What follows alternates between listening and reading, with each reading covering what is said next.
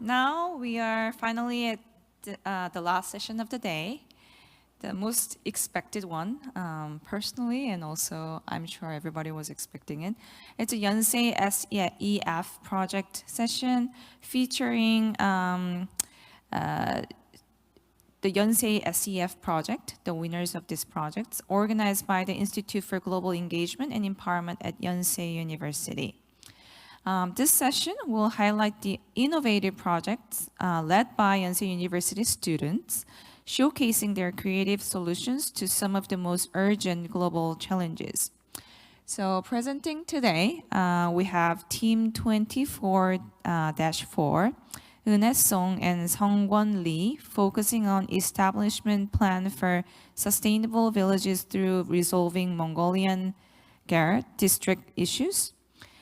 Team 24-7, Yoonji Lee, presenting smart city solution based on a cigarette management system with AIoT technology. And lastly, but not the least, Team 24-3, Younghyun Lee and Ka-Yun Yang, showcasing education for sustainable development and career for high school students in Seogwipo. We'll start the presentation with Team 24-8 first. Please welcome them with a warm round of applause. Hello, Minineru Seongwon. 미니네르 은혜. Good afternoon, everyone. We are Team Yeonmong from SEF 2024 project, conducting research on the establishment plan for sustainable villages through resolving Mongolian Gar district issues. Presenting today are Seongwon Lee and 은혜송. before we start our presentation, please scan this QR code. Due to time constraints, we couldn't able to include all of our research details in the presentation. So please refer to these materials as you listen to our presentation. Thank you.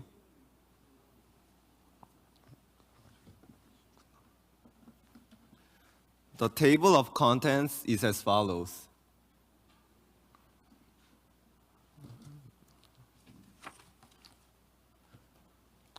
Firstly, let's talk about our research background and necessity. Mongolia has been experiencing frequent natural disasters caused due to climate change. As a result, many nomads who lost their livestock and become climate refugees gathered in Mongolian Gar district, Ulaanbaatar's Gar district areas. Gar district area is a slum area located on the outskirts of Ulaanbaatar with poor living conditions. Currently, almost half of Ulaanbaatar's population resides in Gar district area.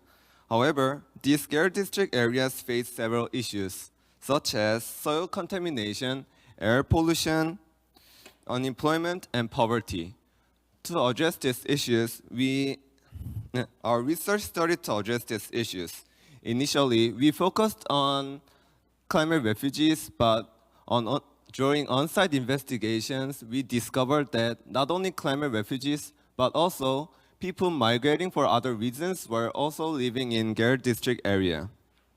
Hence, our research focus was expanded from climate refugees to broader Gar district residents.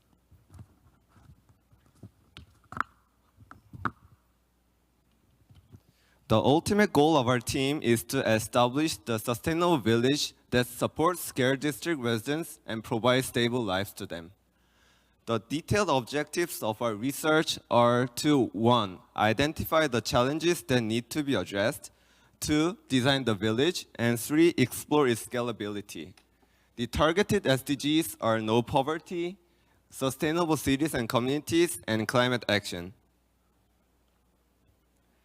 These are the summary of our research conducted over the past 7 months. Our research was made possible with help of many individuals who participated in our interviews and provided valuable support. Now let's discuss our research methods. We utilize various methods, including literature review, residence interview, expert and institution interviews, and so on. By incorporating these various methods, our research findings became more well-founded and more comprehensive. Now let's move on to one of the key sectors of our research, the research framework. The research framework is consisted of three main stages. The first stage involves identifying the challenges of establishing sustainable village. In this stage, we explore the needs of the residents and define our tasks. The second stage involved planning the sustainable village and researching references for sector-specific projects. During this stage, we developed concrete plans based on the identified challenges. The third stage was the selection of the target area, where we investigated local conditions and assessed its feasibility of our proposed plan. These are the research materials corresponding to the first phase. Through interviews and surveys with Gare District residents and Ulaanbaatar citizens, we have drawn the following conclusions. The first is that, as we mentioned earlier, our research target was expanded from climate refugees to all Gare District residents. Second, Gare District residents identify heating and employment as their biggest concern, and they express a desire for cleaner and warmer housing compared to traditional Gares. Lastly, both Gare District residents and Ulaanbaatar citizens are aware of the severity of environmental pollution, confirming that preventing environmental pollution is a shared concern. Now we move on to the second phase. The challenges identified in the first phase was mainly related to infrastructure, employment, and environmental pollution. To address these issues, we established the following basic plans and conducted reference research for each plan. This section covers the parts related to agriculture and settled livestock farming. Firstly, in the agriculture sector, our research confirmed that agriculture is feasible in certain Mongolian area. So we included environmental agriculture potential as a criterion for site selection. Also, we established standards for crop selection as well.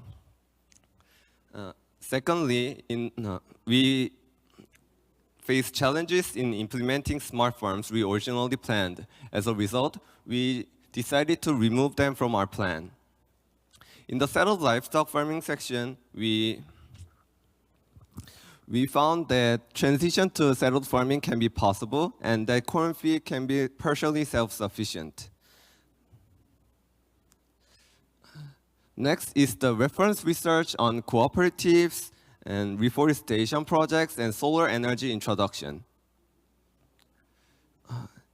We discovered that agricultural cooperatives in Mongolia are autonomous and do not collect membership fees. However, since our sustainable villages, agriculture, and settled livestock farming would start from the scratch, systemic support would be needed. As a result, we concluded that membership fees would be required due to associated costs. Next part is about solar energy and reforestation. However, for time reasons, I'll skip it and move on to the next topic. Through these investigations, we are able to develop the basic plan into a detailed plan, as shown in this presentation. The final stage involves assessing the feasibility of the selected target area for implementing our village plan. The chosen area is a Sakit, a small village located above Ulaanbaatar. And in case you're wondering, the process of the selection area is detailed in the proposal.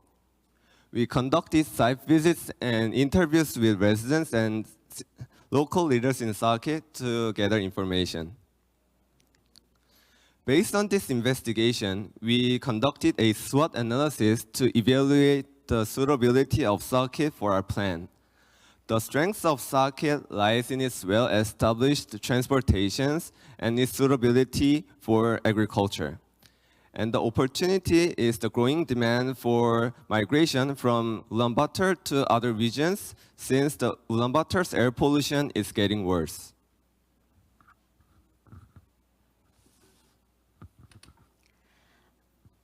Thank you for Sungwon to present the overview of our project.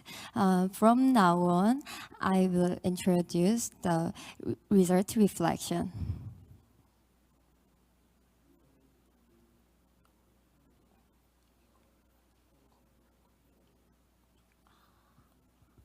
This is our master plan for the village.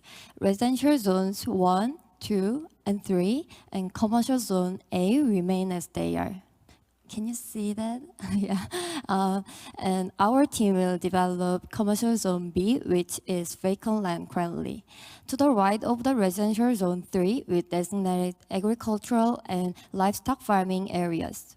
Below is a solar power plant, and above the residential zone 1 is a winter resort and sledding area. And at the entrance, there are buggy fields.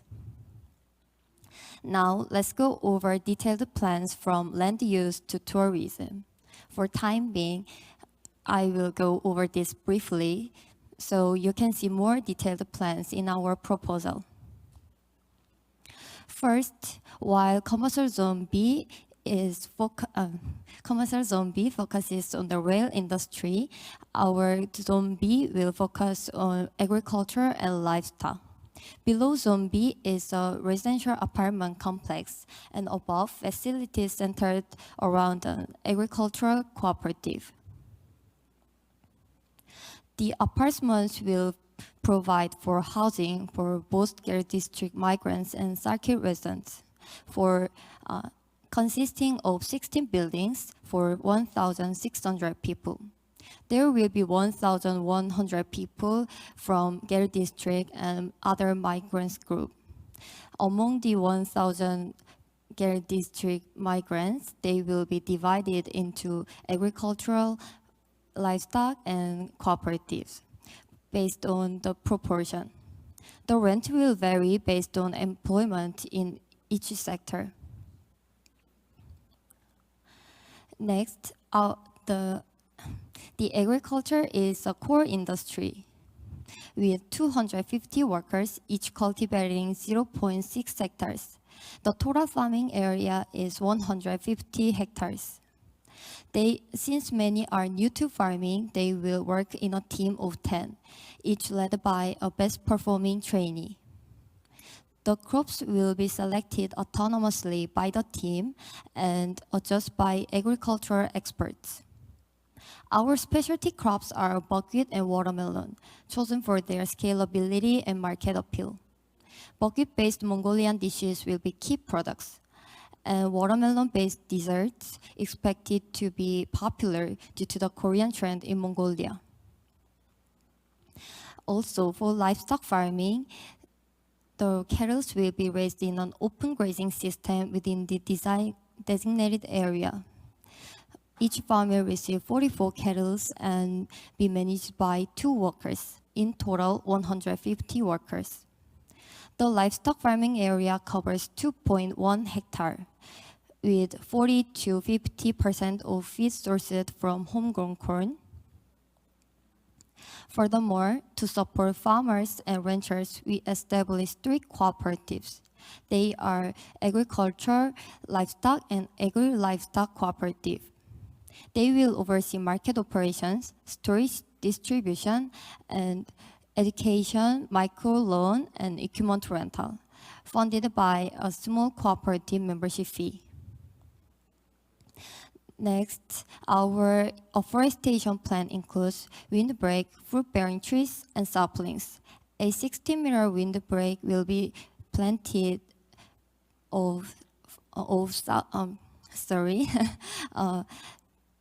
our 60-meter windbreak will be planted southeast of the farmland to counter circuit southeast winds.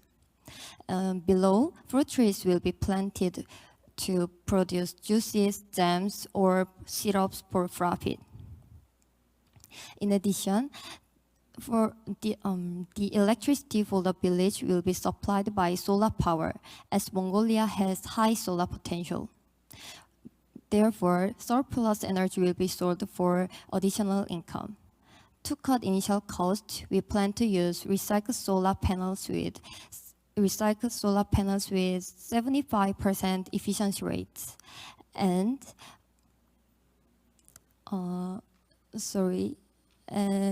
we will store energy in energy storage systems made from EV batteries.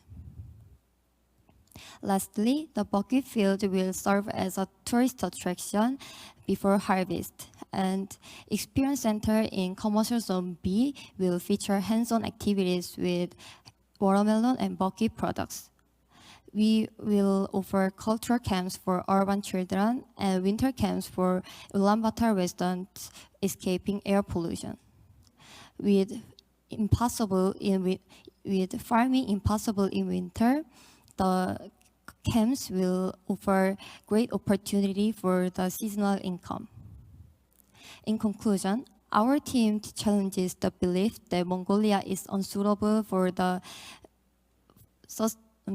agriculture and settlement farming. Rather than solving their district issues, we propose relocation, which also helps ease the urban overcrowding. To move forward, our team will submit the proposal to key institutions and aim to develop a test bed for validate the feasibility. This concludes our presentation. Thank you. All right, thank you very much. Very interesting project and proposal. And secondly, we will have the 24-7, team 24-7. I think the presenter is Yoonji Lee. Yeah. Yes, hello everyone. My name is Yunji Lee, and I am the founder of Solment, a student-led startup building data-driven solutions for sustainability. Today, I'm honored to present our project supported by the Social Engagement Fund, an AI-based system that tackles overlooked yet urgent problem of cigarette butt waste, but not only cleaning up and predicting, but predicting when and where to act. Through this project, we aim to address both SDGs 11 and SDGs 13, while demonstrating what student-led innovation can achieve when paired with real-world validation. Solment was founded in 2021 with a mission to make invisible urban problems visible and solvable. This SCF project was focused on 3 objectives. First, validating our technology through field-based proof and concept. Second, assessing global market feasibility. And third, quantifying the system's social and economic impact.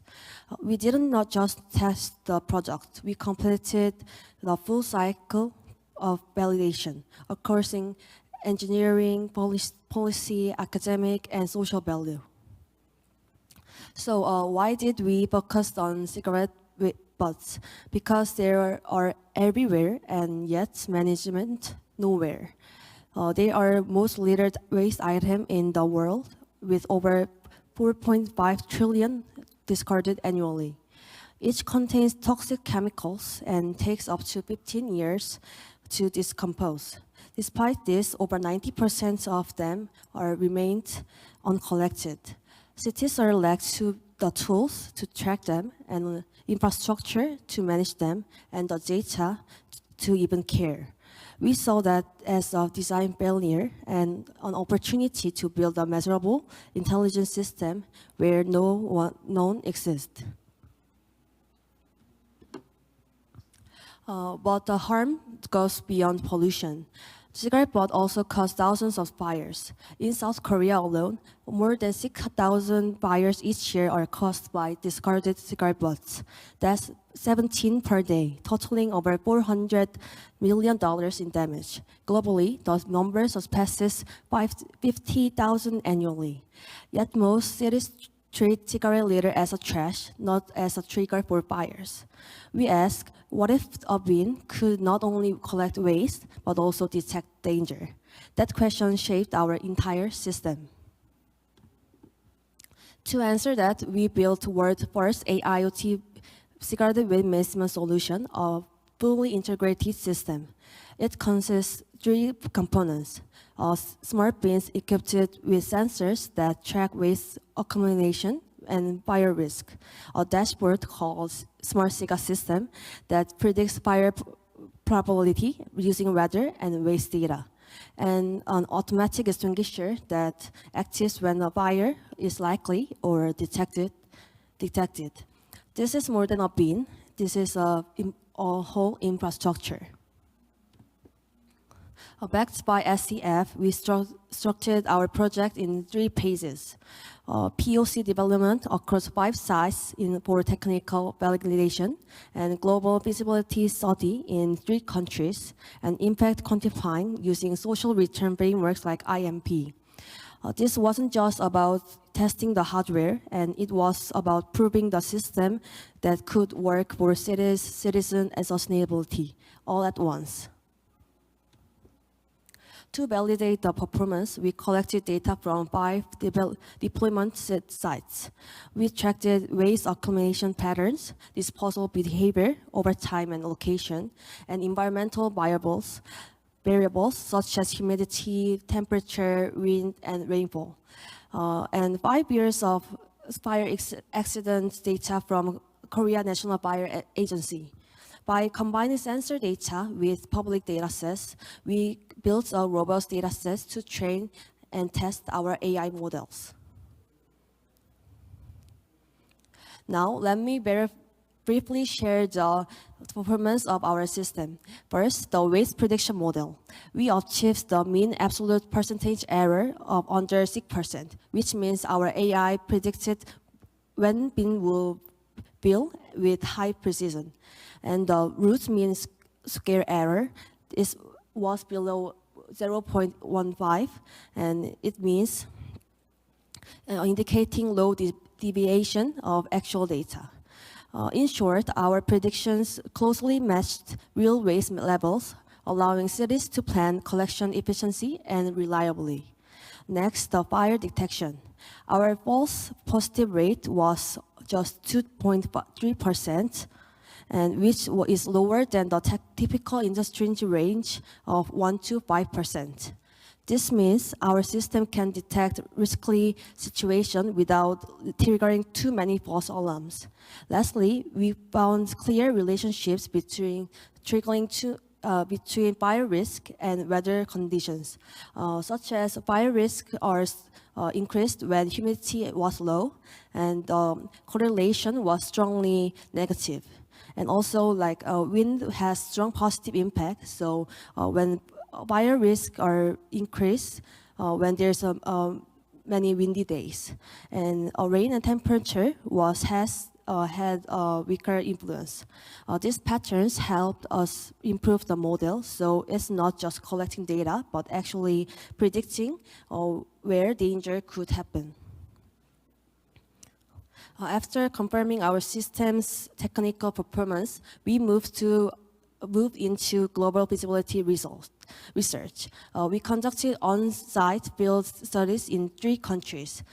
First, Toronto, Canada, a localized field study with 16 participants, and Berlin, Germany, where we joined the IFA 2024 and interviewed 34 stakeholders, and Las Vegas in United States, where we participate in CES 2025 and gathered insights from 60 people. In total, we engaged over 110 stakeholders, including city officials, infrastructure managers, and potential partners. We focused on understanding market readiness, taking into account smoking culture, waste disposal habits, and environmental politics, and public demand. To go beyond the surface level feedback, we developed a priority survey app, not just a form, but a tool to know by the score. So we used it at CES 2025, gathering 60 responses from global users. This let us capture actual behaviors, and show that we are a team that builds fast and tests directly and moves with purpose. Building on field work we conducted, I like to share that we discovered across 3 reasons, especially in terms of demand, policy fit, and stakeholder reaction. In Toronto, community engagement around cigarette waste was high, but actual waste volumes were lower due to widespread e-cigarettes and cannabis use. So we therefore rank it as a third priority market with limited growth potential. And in Germany and France, the response was especially strong.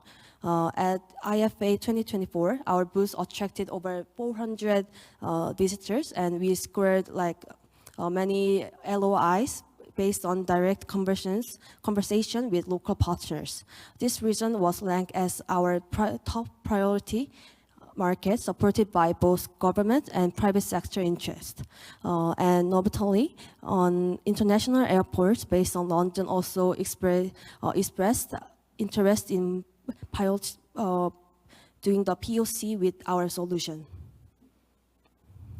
To back our expansion strategy with data, we conducted a quantitative analysis of cigarette butt management across 50 countries. We calculate the priority score based on 3 variables: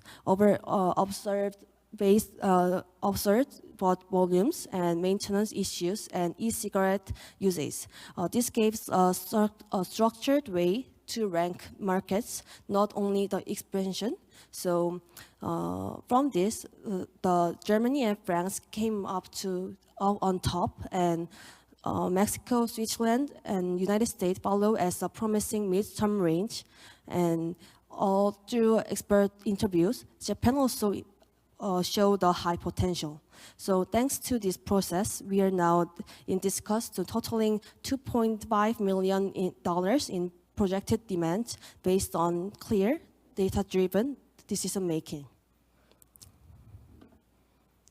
To measure social value, we apply the impact management project framework and grounded it both technical validation and real-world field research. Rather than using the vague assumptions, we quantify impact through data, including cost savings from waste collection and fire prevention. Using Germany, our top priority market, as a best benchmark, we calculated that data in the deck, and also we could make the $196,000 in annual savings per public sector client, and total over 2.5 million is estimated annual social value. These figures allows us to pitch internationally with concrete and export-ready metrics. And in fact, this analysis helped us to win the City Planners 2024 Impact Award and present our work in the global stage at the WISE conference in Switzerland, UN. To wrap up, here's what we've achieved from this SEF project. First, we proved our technical validation by several data. And also, we validate global market demand through interviews with over 100 people and also scored LOIs. Third, we quantifying our social values by the numbers.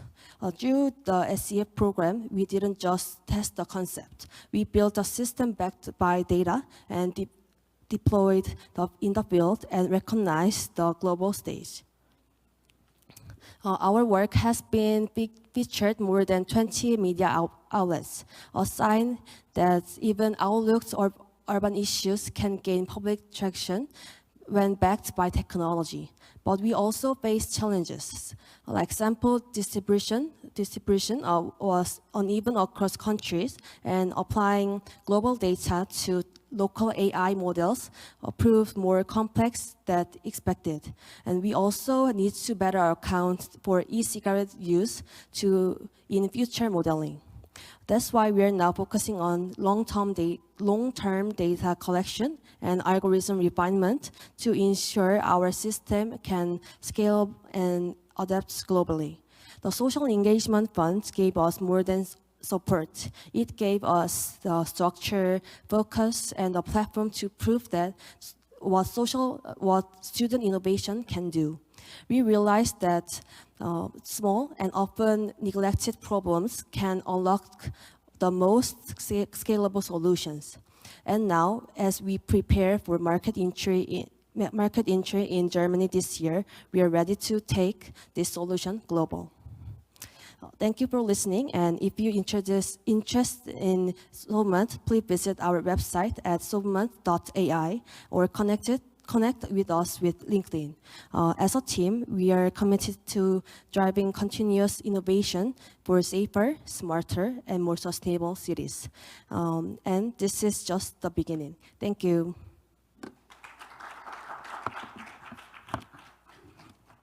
Now we have a last team waiting for the presentation. Probably presenting the SDC students, Ka-Yun Yang and Young-Hyun Lee. Okay, good afternoon, ladies and gentlemen. My name is Ka-Yun Yang, and this is Young-Hyun Lee. We have one more member, Yumin, who are majoring in international studies, and we both are studying sustainable development and cooperation. Firstly, I would like to take a time to appreciate IGEE and Yonsei University for providing this wonderful opportunity. I am here to present our project on education for sustainable development and career. Through a 2-week program, we helped high school students in Seogwipo to find their own ways to more sustainable future, just like a big dipper in the sky. This is our table of contents. Firstly, we will go over literature review and objective of the research.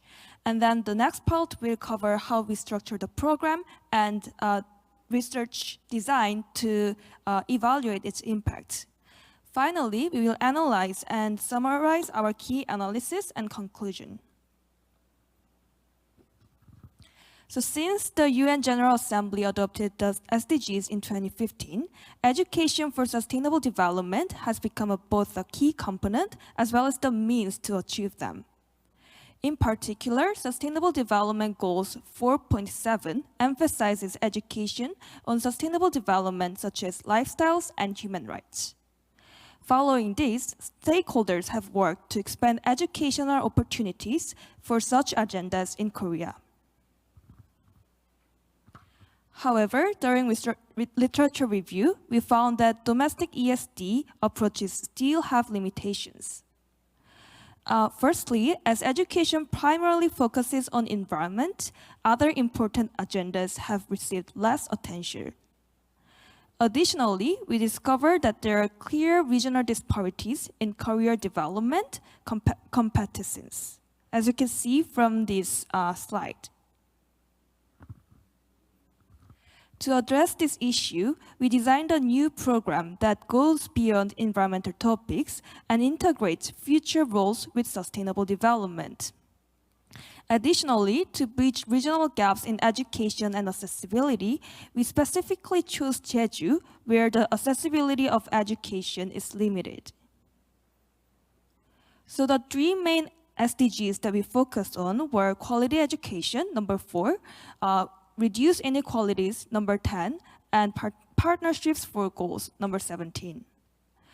We partnership with Pyosan High School, which is the first school in Jeju to introduce the IB program for all students in 2021. After months of planning, our program was implemented from December 23rd to January 2nd, 2025. As a school curriculum for 120 first-year students. The program included a comprehensive introduction to sustainable development and student-led projects aimed at addressing local issues specifically. So now we were gonna introduce more about what and how we teach the sustainable development. So for the 2 days, we had the introduction to sustainable development. So for each session led 3 hours, so it was 6 hours in total. The first day was titled Sustainable Future and Me, and it aimed to introduce students to the general topic of SDGs. we did a lot of activities rather than just reading out the books. So activities such as I am, I will be, encourage students to reflect on their current roles in society. Meanwhile, the activities like imagining an ideal society and SDG impact assessment help students explore the policy changes from diverse perspectives. During the second day, The Future We Create, it focused more on exploring the community issues and initiating student-led projects. So students were grouped based on their interest in the 5 Ps of SDGs, which consist of people, planet, prosperity, peace, and partnership. Once they selected a specific issue, mentors, who were the teachers of the class, helped them in developing detailed project plans and written proposals. So after creating a written proposal, the student-led project lasted for a week. And we held an online session to provide additional support if needed. As a result, there were 25 projects on local community issues, such as elderly alienation, intergenerational communication, and ocean pollution. After careful evaluation based on creativity, feasibility, and SDG alignment, 5 outstanding teams were selected. These teams had an opportunity to present their final results on January 2nd, as you can see from these pictures. And this brought the program to a successful conclusion. Now we will move on to research methodology of our follow-up study. To address changes resulting from our program, we focused on 4 main categories, which are awareness of sustainable development, cognitive competence, socio-emotional competence, and behavioral competence. For our research, we use both quantitative and qualitative analysis.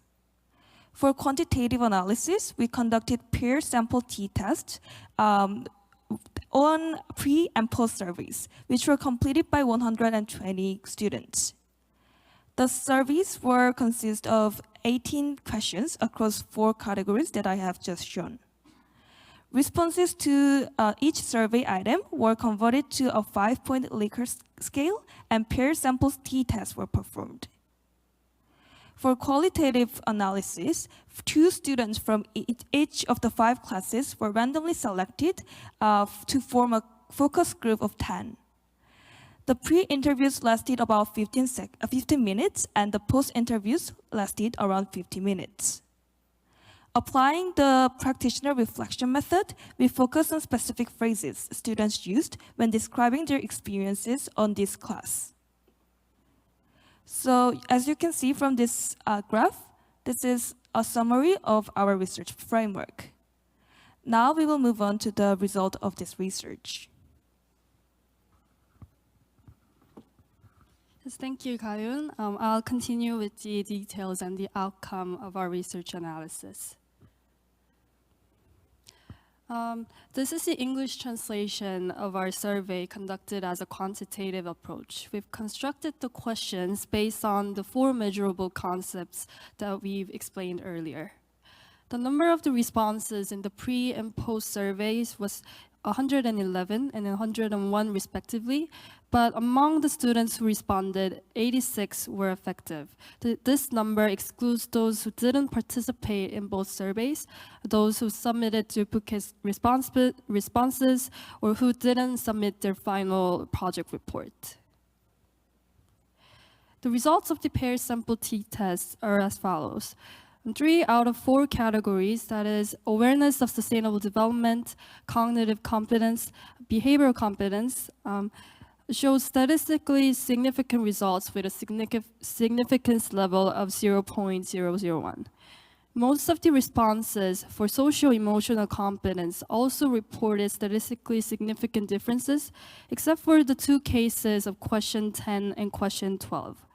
Yet given that the mean of question 10 was initially high with a score of 4.23, we suspect that there was little room for improvement as a result of our program.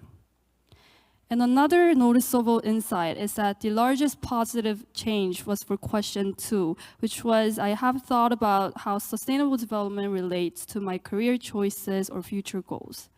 For question 2, the mean response after our program was 4.09, almost a whole point higher than the pre-survey mean of 3.15. And moving on to our qualitative approach, focus group interviews were conducted to capture perceived changes in awareness of sustainable development. We've constructed the questionnaire to identify changes in understanding of sustainable development and interest in linking careers with sustainable development. The pre-interview responses revealed that students were already quite familiar with the concept of sustainable development due to their school activities. Most described the concept with terms like environment and ecosystem, while one student even referenced to the official United Nations definition. However, their understanding was limited to environmental agendas, which we suspected to be a result of passive learning methods. For questions on career goals, we found that students interested in natural sciences showed stronger links to sustainable development, while those in humanities or arts showed weaker connections between their career and sustainable development. On the other hand, post-interview responses revealed that students had acquired a broader understanding of sustainable development. They recognized its relevance to social, economic, and environmental areas, along with its links to their everyday lives. The students also reported stronger connections to their future lives. While a few students in the humanities majors relatively struggled to associate their career with sustainable development, those in arts and natural sciences reported strengthened or new links, showing deeper understanding of specific agendas such as sustainable fishing, medical inequality, and design ethics. A few students additionally expressed the desire to contribute to sustainability in the future, reflecting a deeper grasp of personal responsibility. Thus, we would like to report two main takeaways from our project. First, integrating ESD with career education positively impacts students' awareness of sustainable development and key competences.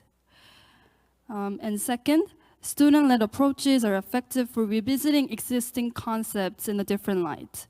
Unlike existing ESD programs in Korea, our program allows learners to set goals and analyze community issues and devise solutions independently. By encouraging deep reflection on career aspirations, students gain fresh perspectives, linking SDGs with personal values and long-term actions. And we also expect this project to have a long-term effect on students, schools, and the local community of Pyosan. This project provided an opportunity for students to materialize their career plans based on their newfound understanding of a sustainable society. Students emphasized that they felt a heightened sense of efficacy as citizens, and through these experiences, students are likely to grow into responsible members of society, cultivating attitudes that consider social values when designing their future careers. We also expect the possibility of schools and related organizations to conceive new ESD and career education models through this project. In particular, it is possible to diversify programs away from the existing environment-oriented education and introduce an advanced model of ESD based on student-led learning. And lastly, the Pyosan community as a whole can benefit from an understanding of how students perceive and aim to solve local problems. By observing how students practice creative solutions, the community will confirm their active roles as citizens. And likewise, students will exert their influence as leaders of positive change in the community and contribute to its development. In conclusion, our research project identifies the significance of the classroom as a starting point of informed civic engagement. It also reports the need to include ESD as an essential part to the current school curriculum and to redirect Korea's existing ESD from a passive instructor-led activity to a more holistic and engaging experience. On a final note, we would like to note the limitations of our project and how it may be improved in future follow-up projects. First, the program's short duration limited our ability to observe long-term impacts, while many students expressed interest in extended activities. And in addition, our target was first-year IB students with relatively higher exposure to ESD. Thus, we were less likely to work with underserved students with little prior exposure. And this highlights the need for follow-up programs to support extended practice in sustainable development while considering the inclusion of students with little prior exposure to ESD.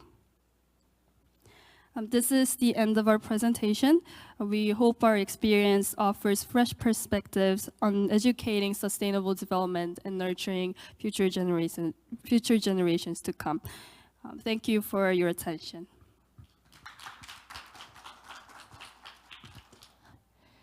Very impressive presentations overall. Any questions between you guys? Or even from the floor?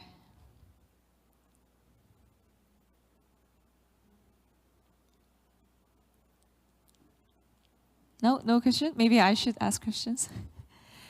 Well, for the first team, targeting the Mongolian care village. So this is the proposal based on so it looked like you guys did a feasibility study type of research to propose some new urban planning. So with this proposal, are you planning on developing more or propose to specific institutions in Mongolia or in Korea? Because I know many global NGOs who work in Korea, they have close relationship with Mongolian government and Mongolian communities. So, yeah, I think they're gonna give the mic. Yeah, as we mentioned, our presentation, we will submit the proposal to key institutions in Korea, like which do ODA project, which is Official Development Assistance Project. So, yeah. Do you have a specific institution you're having in mind? Because ODA is what I do. Yes. So I was asking. Yes. We think about the KOICA, but we cannot sure of that institution may allow, but Yeah. So, all right, maybe we can discuss that after the session. And I think in order to submit those kind of proposals, it should have more specific target with specific activities within, not just like a broader idea of the project. But that's something that you guys can think about to improve the proposal to be submitted to the institutions. For the second team, very impressive. I think you guys are already at the verge of starting the business. With the priority score that you guys were calculating to identify the prior markets, I was wondering how you guys got the data because I saw you use different data. Did you guys find data for each country? Was it available or? So we got by the country, and also we use many statistics like how many people smoke in that country, and also who collect cigarette butts. So, for example, when the B2G controls it, it is more good for us. But when there's like people, just B2B or like just store or like just people trash it and clean it, then it is more hard to approach because we have to sell like mass products. So we calculated cigarette waste management, cigarette waste management behavior, and also like the data, and also we did many interviews, so we could know the smoking habit in that country. So we use several data and also the interviews data. So it's mixed of the secondary data from official websites or the country level governmental data, and then mixed with the data collected from the interview. Yes. Within the equation to calculate out the score, did you guys use some weightings for each variable? Yes. And how did you rationalize the weighting for those variables? So we get the baseline by the Korea. So we already have like 10 clients in Korea, so we could know how the demand comes from like the data. So we give the another weight by the several sectors. Oh, okay, great. That was what I was curious about. How did they do the weighting of the calculation? All right, perfect. Maybe for the last team from SDC, very interesting because I actually did very similar project last year targeting Indonesian high school students, which was actually benchmarked another projects that we did in Korea in 2023, targeting high school students in 4 different regions in Korea. The only difference, I guess, was that we had the shared objective, like a school level, to decrease the food waste, overall school food waste, or the increase the use of tumblers of the students, and then we actually collected the data to measure the behavior change. So this type of training course is very difficult to evaluate because most of the outcomes are unobservable. As you saw, like the ESDs, the change occurs within them, so it's difficult to observe them unless we survey them. So you said you have plans to expand this type of programs. Do you have any specific ideas to do that in the future? First of all, I actually assisted in the 2023 project. Oh, yeah, because I thought your name was very familiar from the report. Yes, I assisted in the project, and I used that as a reference when designing our project. And for future plans, we don't have a specific plan currently, but we do have an outline of what we want to do as a follow-up program. So if we get to meet another generous programs like the SEF, we would definitely put it into action. Yes, thank you. Okay, perfect. All right, I guess we can conclude the final session we had. After the session, maybe we can have more free discussions. All right, I guess that's it for Grand Ballroom A's GEEF 2025. But in other venues, there are still interesting sessions going on until 6 p.m. today. So hopefully you can join them until 6. Thank you very much.